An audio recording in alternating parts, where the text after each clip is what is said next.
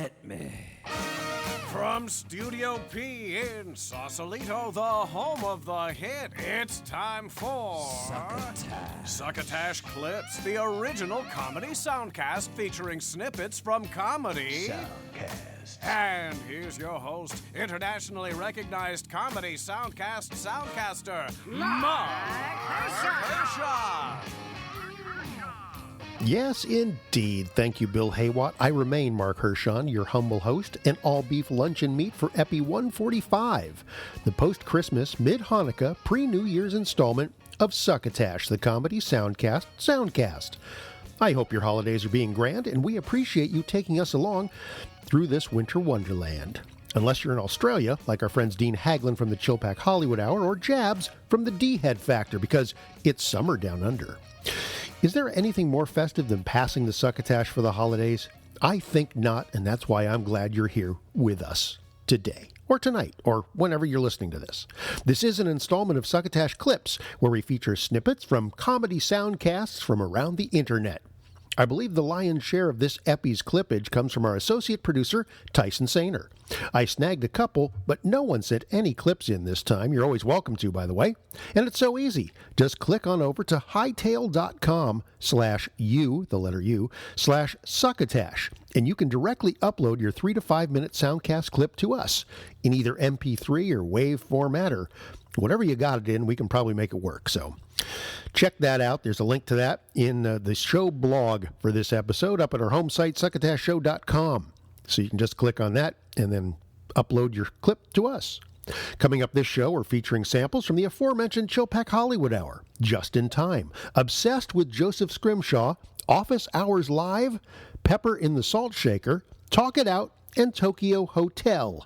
I also mentioned a couple of soundcasts along the way that we didn't have time to clip because I just found out about them and because I'm on them. All right, in addition, we have a double dose of our Burst O Durst segment with our resident political comedian and social commentator, Will Durst. And this episode, as they've all been since we started, our sponsor is Henderson's Pants, which is bringing back their Auld Lang Slacks just in time for the new year. All right, a couple of places that I'll be appearing live coming up in the new year.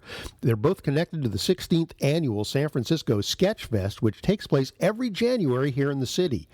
Over 400 shows in hundreds of venues across town. It's a great time to be alive and a fan of comedy.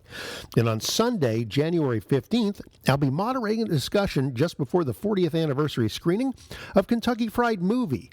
That's going to be live on stage at the Castro Theater with director John Landis and the producers, the Zucker brothers and John Abraham. Then a week later, or Jim Abraham, sorry about that. Then a week later, on Sunday, January 22nd, we'll be doing a live episode of Succotash on stage at Piano Fight in the Tenderloin. Our booth announcer, Bill Haywatt, will be on hand, as well as some comedy soundcasters and comedians as well, for 90 minutes of fun-filled fun. You can find out all the information, including ticket prices and locations, by visiting sfsketchfest.com, and I have links to the site up on our home site, succotashshow.com. Oh, and there are no Soundcast reviews on Splitsider this week because of the holidays. Instead, I got to do a little write-up on a piece on my best medicine to chase away the holiday blues. That's the movie Time Bandits. Terry Gilliam, the director, just had the whole thing remastered, so it looks great. You can catch it streaming online. So check out that write-up up on Splitsider. There's a link to it in the blog piece for this show. Enough of that. Let's jump in. The clips are fine. One of the drivers for me starting Succotash in the first place, nigh on 6 years ago, was listening to Chillpak Hollywood Hour, helmed then as it is now by those paragons of soundcast royalty, Dean Haglund and Phil Lernis. They're in the midst of their 10th year and have and just a couple of weeks ago dropped their 500th episode. To commemorate the event, or maybe it was just to do something different, Dean and Phil took a field trip to the historic Forest Lawn Memorial Park in Glendale, a cemetery of legendary proportions. Here's a little bit of their meanderings. So, should we do Wee Kirk of the Heather first? This is where Reagan was married. I thought Reagan got married at the little brown church in the valley. Not Wee Kirk of the Heather. He was married twice, Dean Haglund. Right, good point. So, who got married here? It wasn't Nancy. I think this would have been, well, they were both Nancy. Oh, no, Jane Wyman, Jane maybe. Wyman. I think Jane Wyman got married here. So, we'll get out and maybe just take a peek if you want to. Yeah. See, that's... that looks like right I there. feel like I'm in Ireland.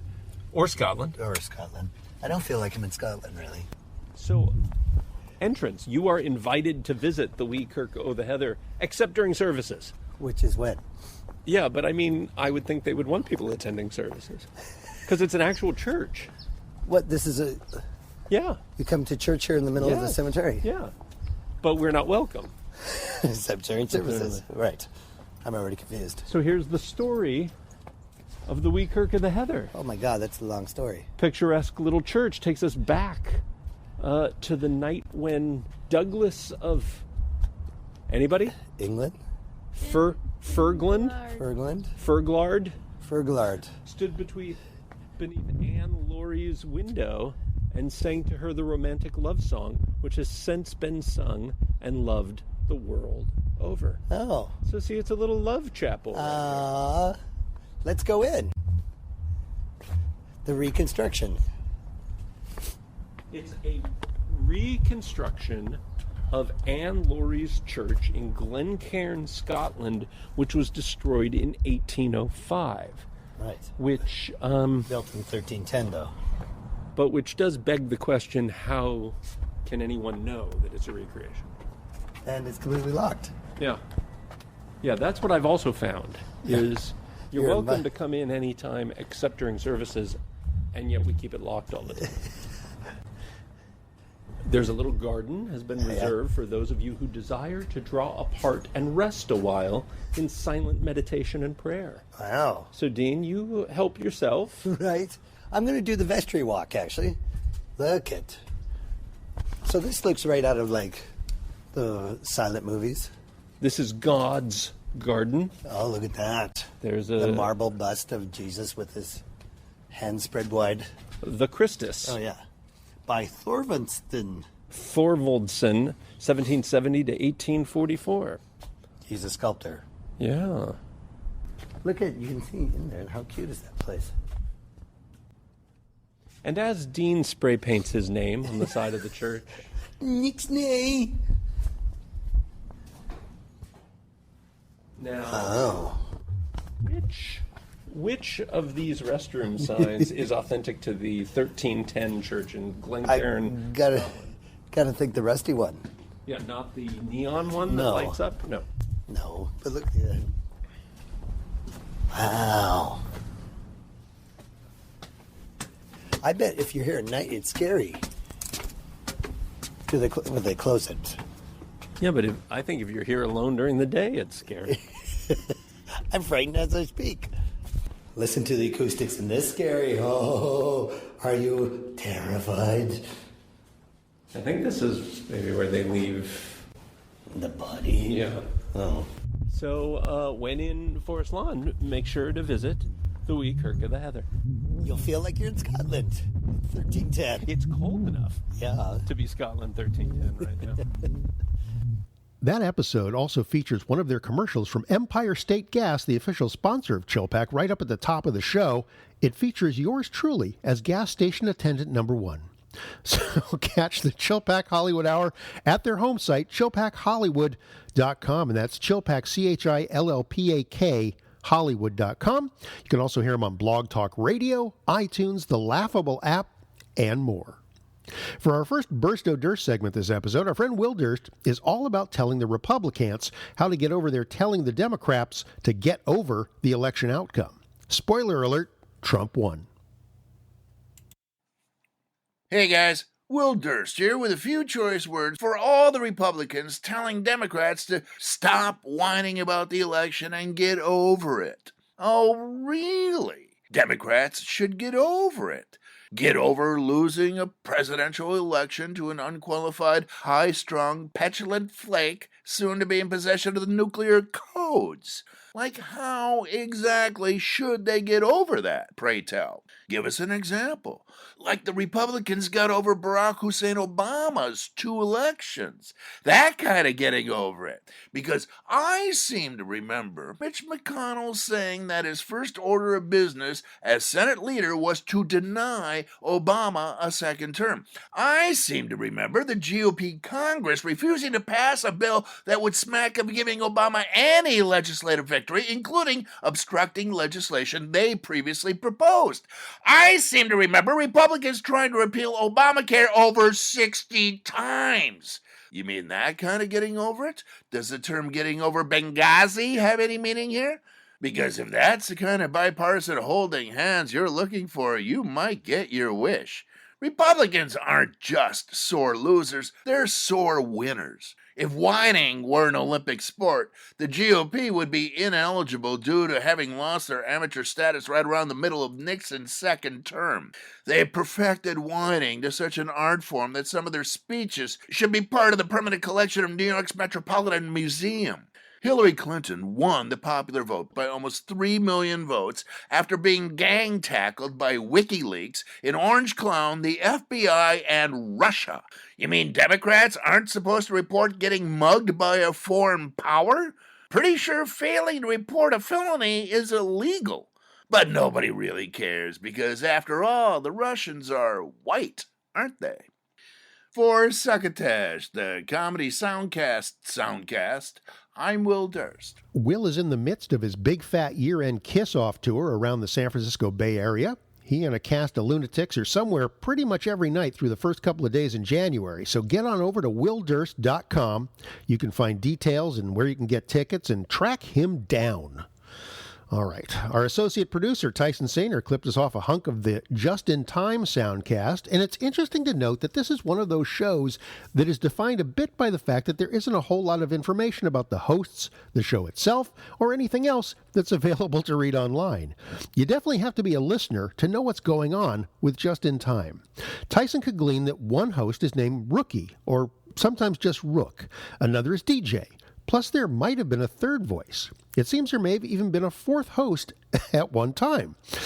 From SoundCloud, Tyson got this description. Quote, small-town comedy podcast. 3 broke stoners with a hint of geek discuss everything from movies, comics, sports, random everyday life, and embarrassing personal stories. New episode every Tuesday. Unquote. This clip is from Epi145 this past November 15th. And the episode is entitled, Legal Butt Bush in the Middle of the Biodome. I think that's enough said. Somebody had to be a pussy, and it got to be Pauly Shore in the 90s. Now it's Michael Cera. Aw. Michael Cera doesn't have near the charisma that Pauly Shore had. No, he doesn't. That's I fucked up love to that say goddamn meme, dude. Which one about Michael Cera not being a real actor? Yeah, he just stumbled awkwardly walked into the right place at the right time, and now he's too awkward to get out. He's too scared to tell anyone he's not a real actor. Yeah, and he's in over his head. Because the picture they have with that, him like holding tuna and shit, is just in fucking the grocery perfect. store, Yeah, it dude. just looked like okay. Yeah, Michael Cera, he's a douche Okay. now. I'm sorry. If he hears this, yeah, you look like a douche with your fucking pencil mustache and little goatee and your beanies. Wait, he has a pencil mustache? Yes. Like a real... That's Yes. him? He looks like me Wow. with a beanie. That's someone you could take, Rookie. You might not be able to take Kick-Ass, but I think Michael Cera could kick your ass too, probably. Oh, fuck no. Scott Pilgrim, I'll stick both feet in his asshole. Let's put that up to a poll. Who do you think will win in a fight, Rookie or fucking Michael Cera? Me, goddammit. Maybe one day we can have a charity event Of where me and you Kick-Ass. No, you and Michael Cera. That's more entertaining. You and Kick-Ass, that's a charity thing too, but that's one where it's just that's not a competitive thing. That's just Kick-Ass kicking your ass. It would be competitive. Plus, neither of us knows Kick-Ass's real name. I'll put fucking mercury in my gloves. Mercury? Yeah. What the fuck? I saw on CSI. A dude killed another dude with it. Really? Boxing match, yeah. Sorry. That's fucked up. But yeah, Is that what fucking Sonny Liston did? I think so. Is that, you know what I'm talking about, huh? Yeah, when he fought Ali and shit, and there's that something in my eye. Oh, I don't know why I said it Yeah, so dude, they fucking used retarded. to put a whole bunch of shit inside fucking gloves. I mean, we've all heard about the nails and all that shit. The real fucked up shit where people are just getting holes punctured in their face. That's real, too. That's fucked up. That's a fucked up thought and a notion right there. I would quit boxing. Like, yeah, that guy just stabbed me in the face a bunch of times. He shanked me with his fist. I quit. And he smiled. Like, Yeah. he's a sinister bastard. And you guys are mad at me for headbutting him. Yeah. Headbutting him with my holy fucking Swiss cheese face. Yeah. He deserves to get punched in the balls. You know how much I love cereal? Do you know how much I love cereal? And now I've got holes in my face. What? Why are you looking at me confused? I'm confused. What does cereal have to do with holes in your face? Yeah. Cereal is saturated with milk. If you're eating a bowl of cereal and you've got a bunch of holes in your cheeks. Oh. Yeah. What's the first thing you do when you get the cereal spoon up to your mouth? You kind of you suck it in a little bit. It sounds disgusting, but it's to get all the milk up too. It's not so much you're sucking each individual Cheerio.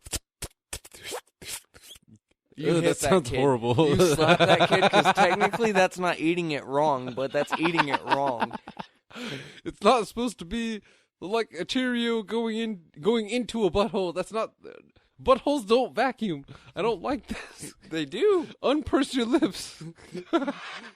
That's why. Dude, I can see somebody doing that. Each individual one. Dude, oh my with fucking pebbles?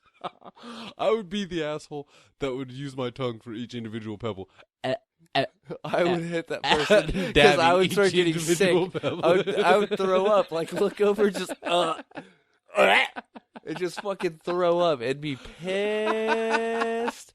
That would suck. Who individually dabs pebbles? That's a dick move. Fucking pricks. Whoever does that, you're not a friend of mine, and you will never be a friend of mine. That's the person that scrapes the frosted off the mini wheats. Oh my god. You know there's a person like that exists in the world that scrapes the frosted off of the fucking shredded You mini strangle wheats. that motherfucker with a Garrett wire. Like, that sounds horrible. The Just in Time Soundcast is available on SoundCloud, Blueberry, Google Play, Player FM, iTunes, and basically all over the place. I just saw that episode 48 of the Movies Made Me Soundcast just dropped this week, hosted by Cheryl Jones, who was my table neighbor at the 5th LA Podcast Festival back in September. While hers is not a comedy soundcast per se, she did end up talking to a whole lot of comics that weekend about which movies were an influence for them, so this is a jam-packed episode with a lot of comedy references and stuff, so I should be playing a clip, but I just found out about it. The show includes Wayne Fetterman, Sam Levine, Todd Glass, Dave Anthony, and little old me. Yeah, well, as I said, don't have a clip yet. I'll get one up, but I just found out about it. You can check it out at their home site, mmmpodcast.com. Those are the initials of Movies Made Me, mmmpodcast.com. They're on iTunes, and, well, you know the rest. All right. Thanks, Cheryl. Pretty sure I talked about It's a Mad, Mad, Mad, Mad World, because that's usually the movie I talk about when people ask me about them. But I'll have to give that show a listen myself, because I don't quite remember.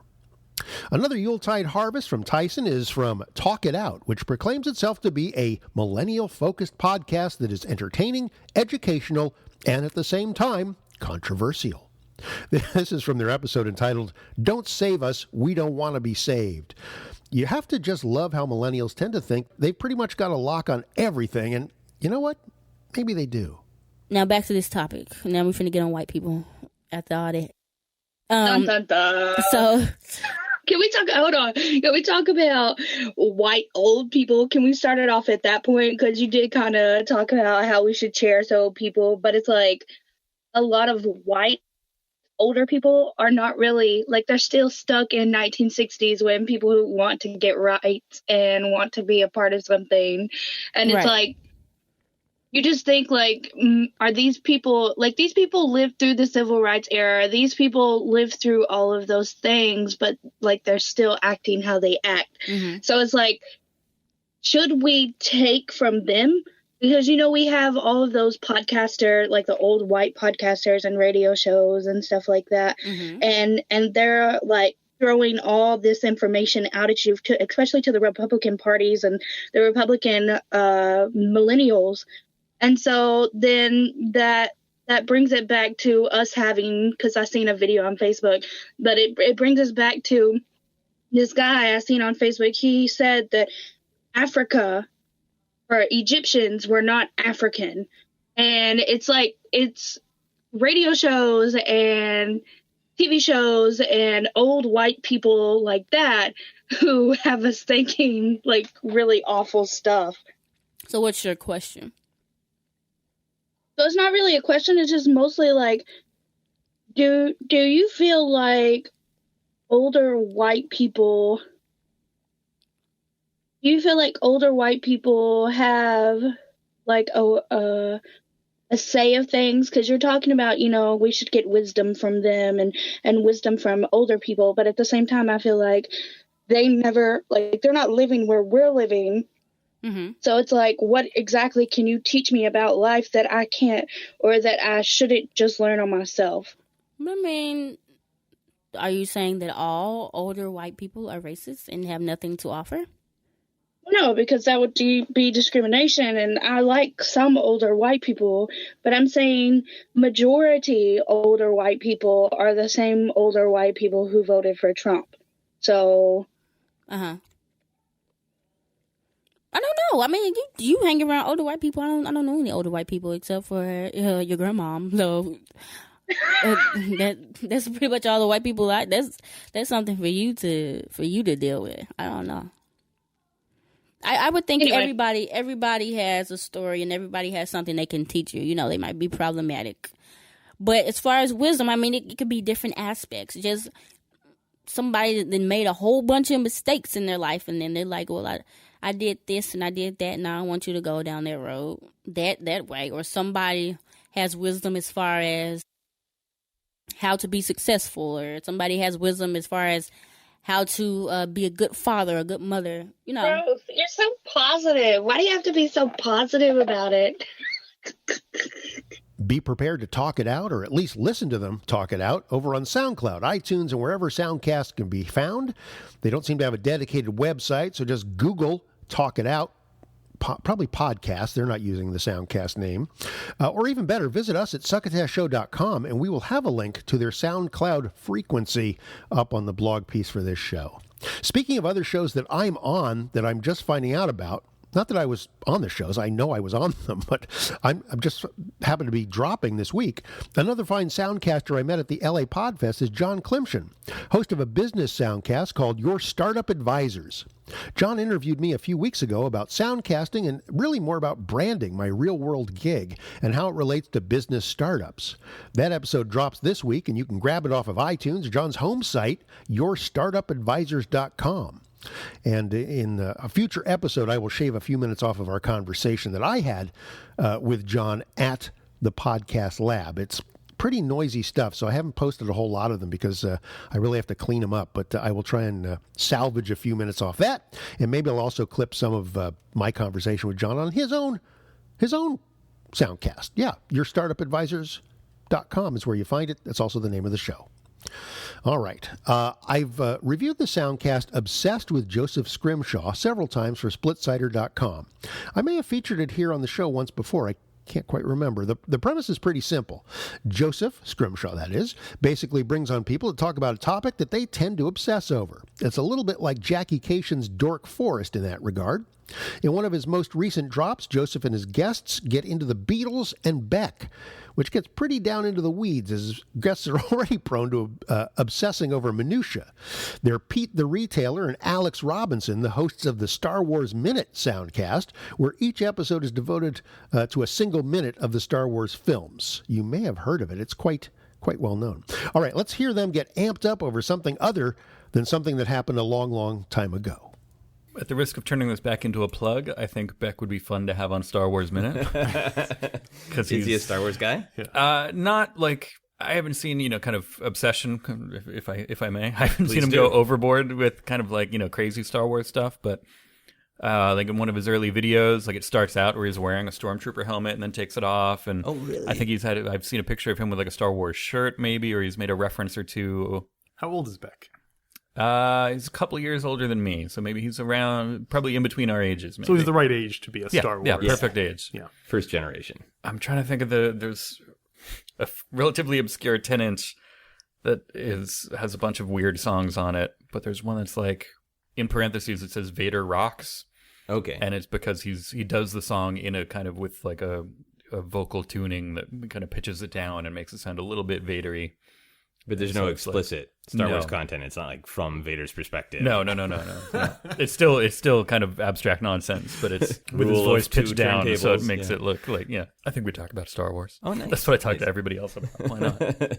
And which Beatle would you sit down with, Alex? Well, even though, as I said, John Lennon was the one I liked the most, I think my impression is in real life he could be kind of a jerk sometimes. So I think I want to talk to Paul McCartney. And one thing I find fascinating is that like Paul McCartney has been world famous his entire adult life. He was like 20 years old when the Beatles became big, and so like what he must have a completely different perspective on how the world works than other people. Like, I don't even know how we could, like, I'd be like, what's it like to be famous? He'd be like, I don't know, I was famous my whole life, you know, so I'd want to know, like, what Paul McCartney thinks about and stuff. So you would, like, try to quiz him on normal things and see if he understood the normal world? Well, I wouldn't put it in that way just because I wouldn't want him to know I was doing that, but I would definitely be like, boy, milk's really expensive these days, right? How much do you pay for milk these days? What's money? Says Paul McCartney. Yeah. I got you a cow. Yeah. Get it from the farm. How many downloads does it cost? I don't know. If you guys could have dinner with them together and you were trying to get a conversation going between Beck, Paul McCartney, and yourselves, do you think that would also be about Star Wars and how the reality of the universe works to non-famous people? You're trying to connect it together. Yeah, it could be. We might. Would it be embarrassing to bring up the time that they couldn't get into that party? Because that's like, we could be like, oh, hey, I saw you on the internet getting denied. That almost seems like a publicity thing. Like, oh, it'll seem, but they'll both seem cooler that way because Paul McCartney will seem cooler because he's hanging out with Beck, and Beck will seem cooler because he's hanging out with Paul McCartney. So it's like kind of a win-win. They can hang out and not get denied from an after party. They can just be hanging out. But that makes them seem human. You know, them saying, oh, they were sitting in a gold throne while they were eating caviar makes it seem like they're kind of like jerks. But if they're like, oh, we get kicked out of parties sometimes. Right. I think that makes it seem like they're more, you know. Yeah. Did they get kicked out because they were really drunk? No, I don't know. No, they didn't get let in. That's the whole thing. They weren't allowed. They were trying to kind of, they weren't on the list. Yeah. Is it because they were not in like the current cultural zeitgeist? Like, were they at a young person's party? Is that what it was? The YPP. I think they were.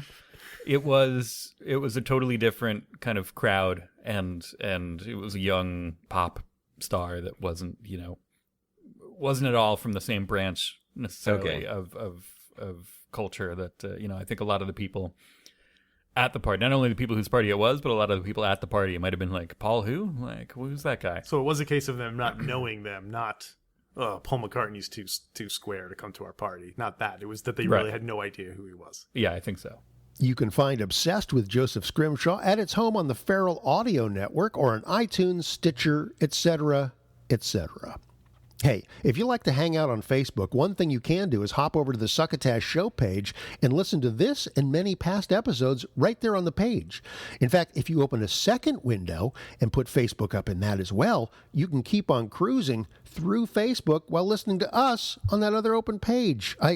I'm finding more and more about the internet and how these things work every day. All right, let us pause for our legal obligation to play this word from our sponsor.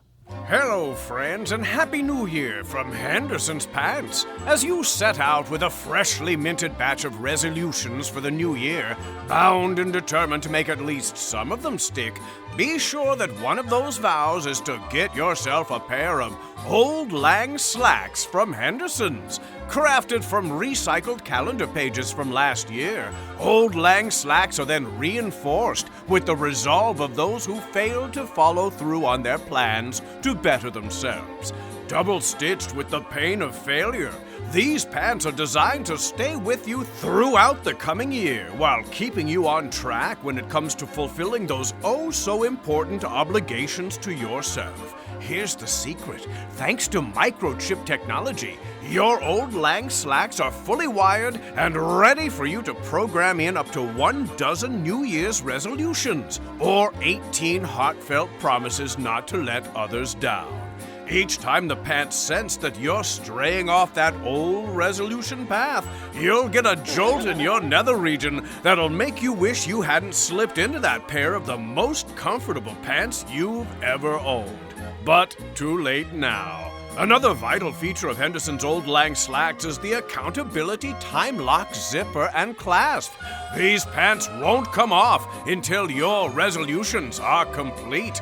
Originally designed for parole violators, deadbeat dads, and political candidates, Henderson's Auld Lang Slacks are available to ring in the new year at a church, synagogue, or mosque near you. That's Henderson's, makers of fine hair shirts and Iron Maiden since 1206 AD. And now, back to Succotash. Tyson snipped us off a piece of a show that's only been around since October called Pepper in the Salt Shaker. Now, I'm used to hearing soundcasts from people who don't want people they work for or their parents knowing what they're talking about, so only go with their first names or nicknames. These guys have gone a step further. The two hosts of P and the SS, who describe themselves in the show notes on SoundCloud as two new Hoosier millennial dads, go only by their initials, D and AP. They refer to their show as a, quote, hastily edited grab bag of stories, rants, and general dickheadery that will make you laugh, cry, and could quite possibly make you shit yourself, unquote. Okay, tall order. Let's see if this chunk has you scrambling for the wet wipes.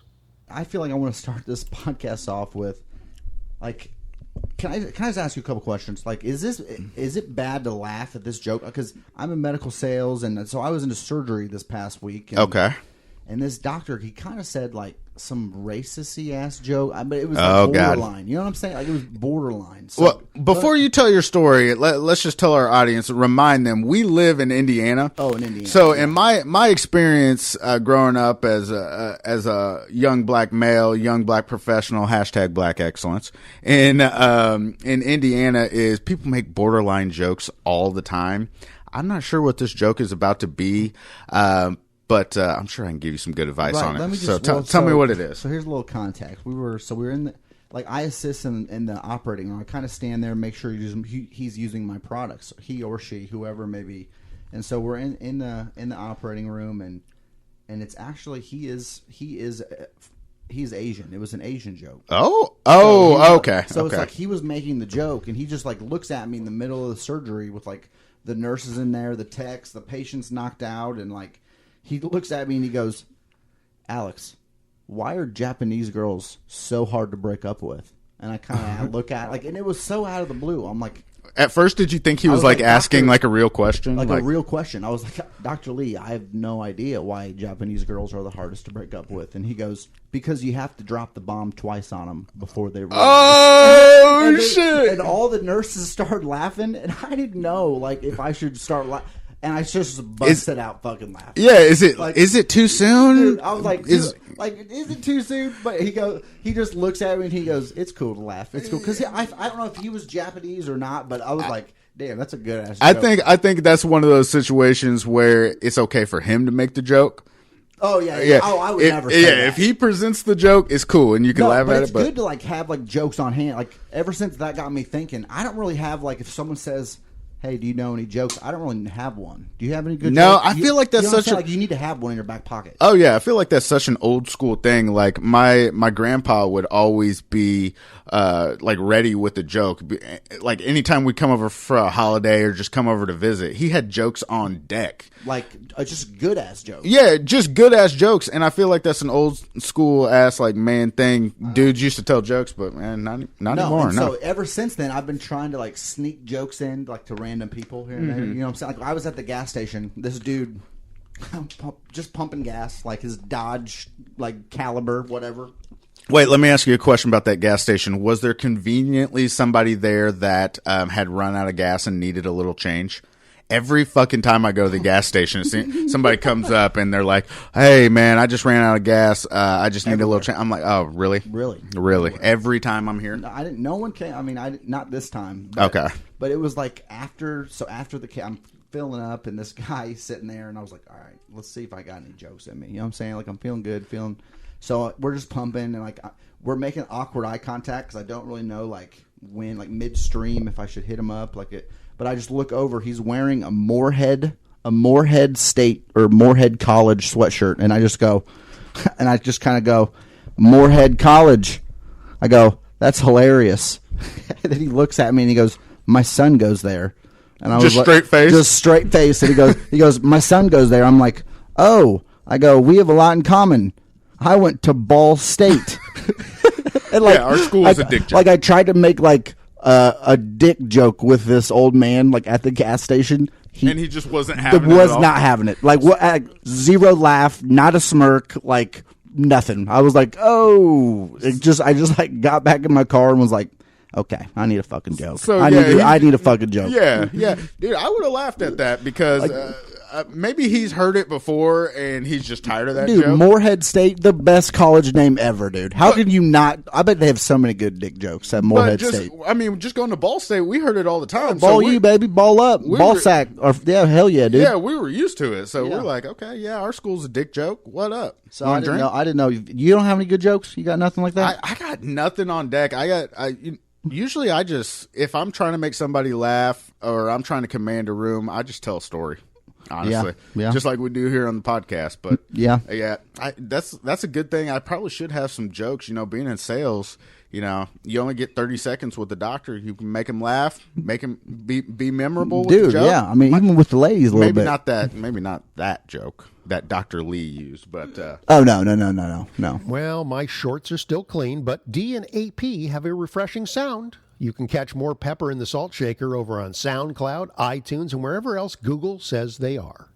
If you are unfamiliar with Tim Heidecker, you realistically have no one to blame but yourself. He's a comedian, writer, director, actor, and a musician.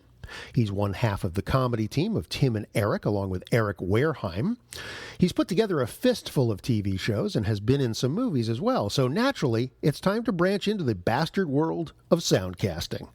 Office Hours Live with Tim Heidecker is pretty fresh. He just takes Skype calls for an hour and a half from anyone who wants to call and ask him questions about, well, pretty much everything. Let's listen into a bit of that. Yesterday was very exciting. I was staring at the wall and was thinking about the technology, the Facebook Live technology that we were playing around with last week, and thinking it might be fun to try to do a little live chat with the audience here. So. I think it's something I might try to do occasionally. All right, let's get to the calls and let's find out how everybody's doing. I'm going to be on for the next hour. It is noon, and you're listening to Office Hours with Tim Heidecker. Let's take, in no particular order, I'm just going to click on Brett. Is this Brett? Everybody's doing. Brett? Hello? Hello? Hello? How are you? I'm good. How are you? Good. Brett, tell us a little bit about where you're calling from and what you up to. I'm in Toronto right now. Where? Toronto. Toronto. Okay. Yeah. Good. And what are you up to? Not working today? No, I just finished school the other week, so I'm just relaxing for now. Okay. Did you have any questions or comments or complaints? Yeah, I had a question kind of about your album. Were you nervous at all kind of trying to do something a bit more serious? Because, I mean, not everything, but a lot of what you've done has always kind of been at least, like, sprinkled with a lot of humorous elements. So I was wondering if you were nervous about trying to put something that wasn't actually, like, it was a little bit more serious, I don't know if I was nervous, but I mean, I'm a little uncomfortable by the whole thing. It's not my natural disposition to be serious about the music, but these are the songs I wrote, and I wanted it to come out the way that it's coming out. I enjoy the process of making the music and working with the people that help me make the music, and the natural extension of that is to release it. So I think I'm going to get some shit for it, no doubt, but whatever, I'll get through it. No, I feel like fans will appreciate it. I mean, I heard the kind of, I guess, the big song, or like the opening single was really great, man. So thanks. All the best luck on that, Nick. And really appreciate what you're doing. I saw you at the Opera House when you were here a few months ago, Canada. Yeah. Oh, that was a fun night. I appreciate it. Yeah. I appreciate you being there and supporting my work, and I wish you the best in your future endeavors. All right? Thank you very much. Thanks, Nick. Have a great. All right, that's a great first call from Nick, and I appreciate him calling. He's the first guy to call today, so God bless him. That's a taste of Office Hours Live with Tim Heidecker. Find it on Feral Audio, their home site, also on the Laughable app, iTunes, Stitcher. You surely must know where the Soundcasts are by now, right? If there is a comedy soundcaster that you enjoy and you'd like to hear interviewed here on Succotash, toss me a tweet, a message on Facebook, or email me to Marc, M-A-R-C, at succotashshow.com, and let me know. I'm pretty good at tracking most of these monkeys down, and I'll go ahead and set up a chat with your favorites. You can also just go to succotashshow.com and leave me a comment in the comment section about someone you'd like to talk to. That way you don't have to remember anything else about how to get to me. Interview shows and yak fests between 3 or more people are just fine as far as soundcasting goes, but I've made no secret of the fact that I'm really getting on board with some of the great narrative series that have been cropping up during the past couple of years. Something with structure and stories, So I'm all over this new soundcast called Tokyo Hotel from the Australian Broadcasting Company. It's 8 episodes, that's it, 8 and done, that take place at this rundown but formerly grand Los Angeles hotel. Rather than just pull out a scene, I'm going to just let the show's opening intro set it up for you. Welcome to the Tokyo Hotel. Established in 1913 by the billionaire businessman Terence Bickford, it soon became the place to be and the place to be seen. Located in the beauty of North Hollywood, the hotel was a beacon of the Golden Age. People would come from all corners of the globe just to sit in its beautiful cocktail lounge and listen to its world-class jazz, sample 5-star cuisine, or get pampered in luxury while staying in one of their sensational suites. The party of 1952 is here. It's all happening. The who's who of Hollywood. From Greek Tannenbaum to Sylvia Grintz, they've all turned out looking their best to the beautiful Tokyo Hotel's Night of Nights, the annual St. Valentine's Day soiree. This is what the hotel is known for. This is why it's here. Good evening, Los Angeles. I'm your host, Brock Talbot. Tonight, Hollywood I Spy gets exclusive access to the red carpet. Some stars have already pulled up to the grand entrance, including Adriana Grandshaw, Rolando De La Ronte, Margot Broadfield. But right now, it's, oh my God, look who it is. It's none other than the beautiful Ziggy Martinez and her beau, Ponsonby Castlegrate. No place on earth is more glamorous than here, the Tokyo Hotel.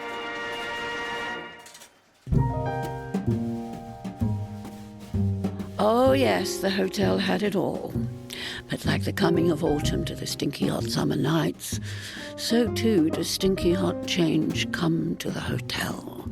And with that wind of change, fresh controversy. Tonight on 1960s Hollywood I Spy, a hot sauce spills that famed ex-child actor Stephen Babyface Doorframe was caught with a lady of the night entering the now more and more decrepit Tokyo Hotel. Things can't get any lower for that poor guy. Paying to make night love at the Tokyo Hotel roach pit? Ugh, it's 2 shameful birds with 2 shameful stones. More idioms in an hour. Nowadays, the Tokyo Hotel is a shadow of its former glory. Check-ins are down, but long-term squatters are up.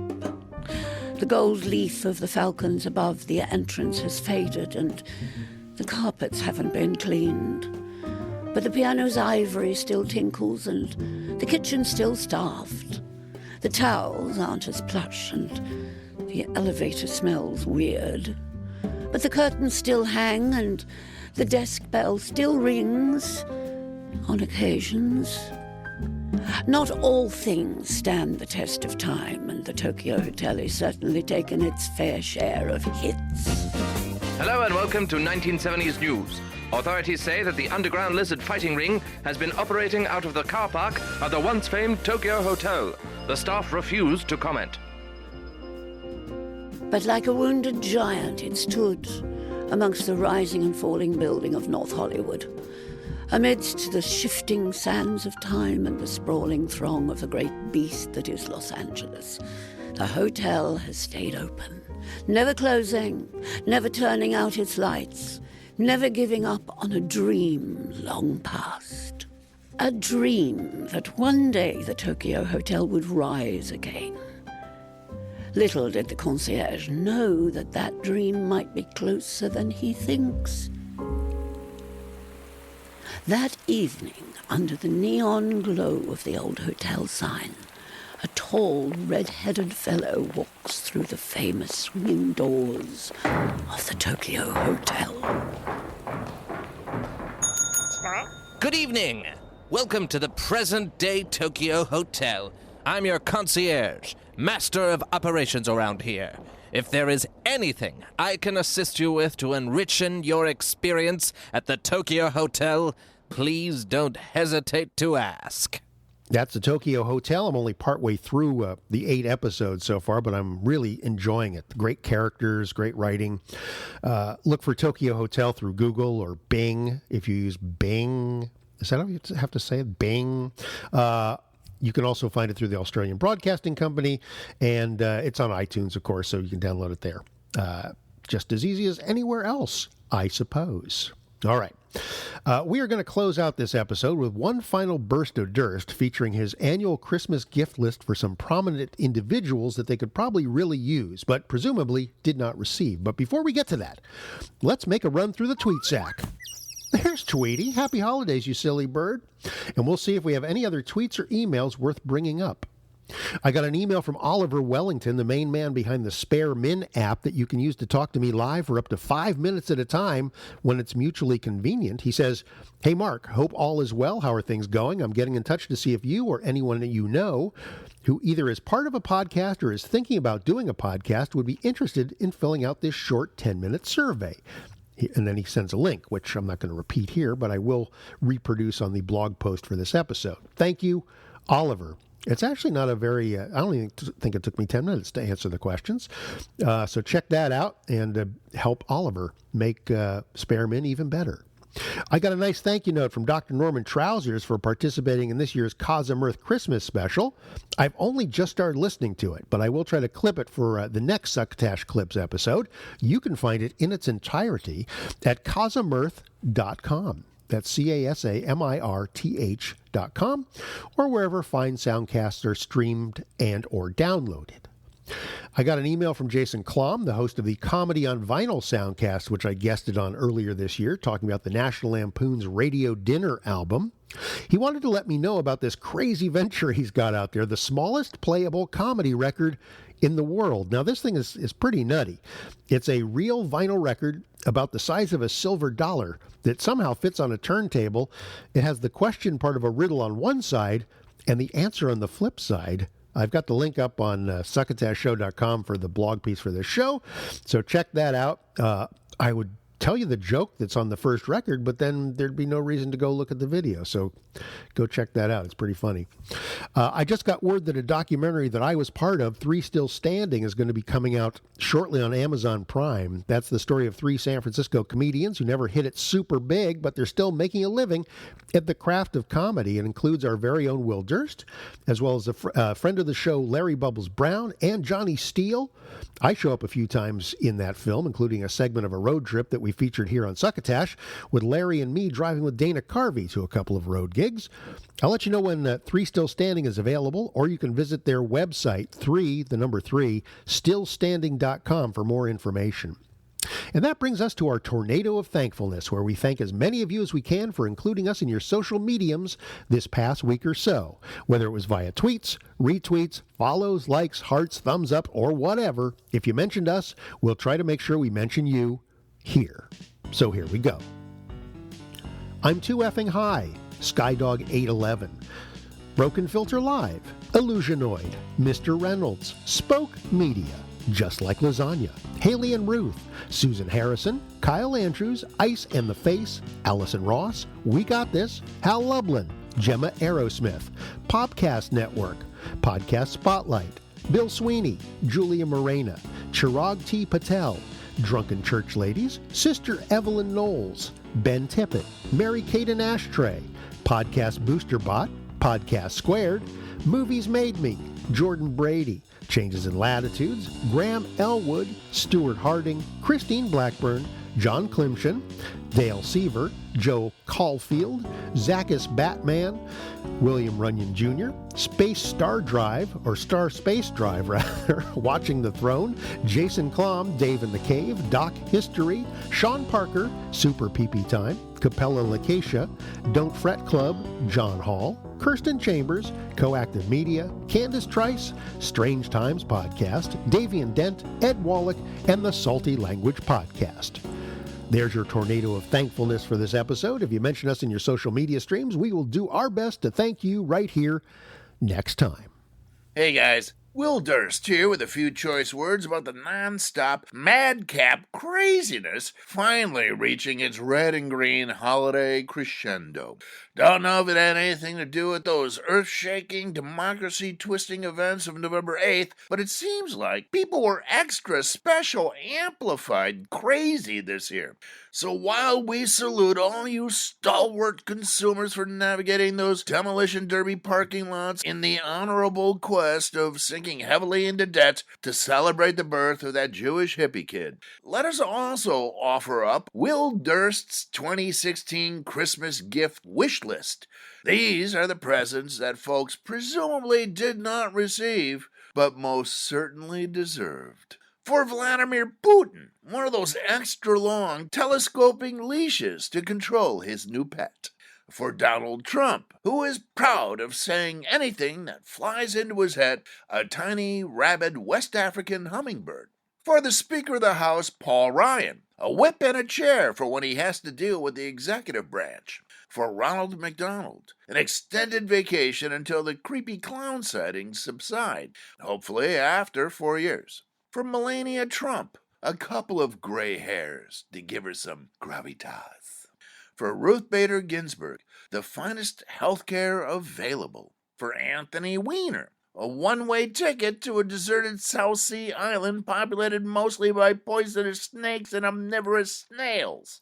For Roger Ailes, an appointment for the same counseling group now attended by Bill Cosby. For Elizabeth Warren, portable Klieg lights to stay front and center for the next 4 years. For the new host of Celebrity Apprentice, Arnold Schwarzenegger, his own kill phrase, something like, "You won't be back." And finally, for the American public, a case of antacid for each of us to get through the first term of the 45th president, as the heartless pummel the spineless, cheered on by the clueless. For Succotash, the Comedy Soundcast Soundcast, I'm Will Durst.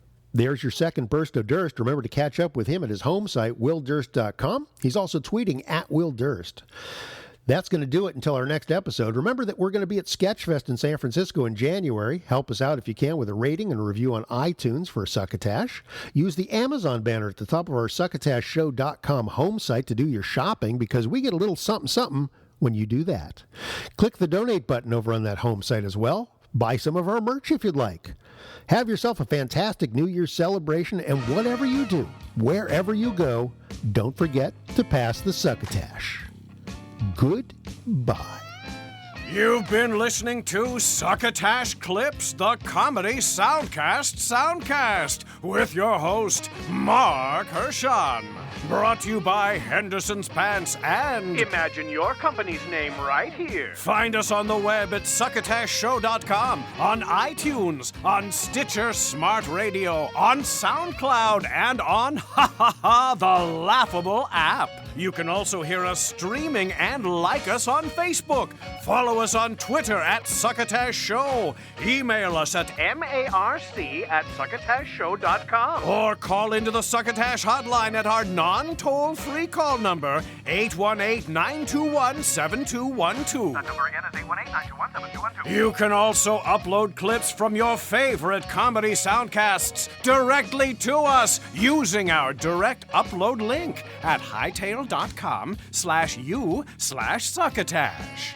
Succotash is produced and engineered with the kind assistance of Joe Paulino through the auspices of Studio P Sausalito, home of the hit. Our associate producer is Tyson Sainer. Our musical director is Scott Covey. Our booth assistant is Kenny Durges. Until next time, I am your loyal booth announcer, Bill Haywatt, reminding you to please pass the Succotash. Goodbye.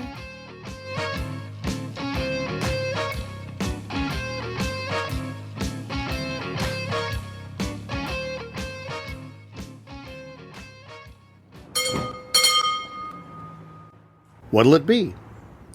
I was going to fill up with whatever's cheapest. I'll be happy to take care of that for you. I thought this was self-serve. We're completely full service here at Empire State Gas. Sure, it may cost you a bit more, but you're worth it. Now, what else can I get you? Something from the snack shop for you and the little lady? There is no little lady. I'm alone. And I just ate. Well, how about a complimentary balloon animal for the kids? I have no kids, and I'm still alone. Well, don't feel bad. You may be alone, but you're wise enough to come to the largest independently owned gas station chain in the Northeast United States. We're in Los Angeles. I'm sure that you know that our gas is organically grown and good for the environment. Good for the environment? That's right. When you burn our fuel, you're actually helping to reverse climate change. That's why we say at Empire State Gas, from farm to pump, we've got great gas.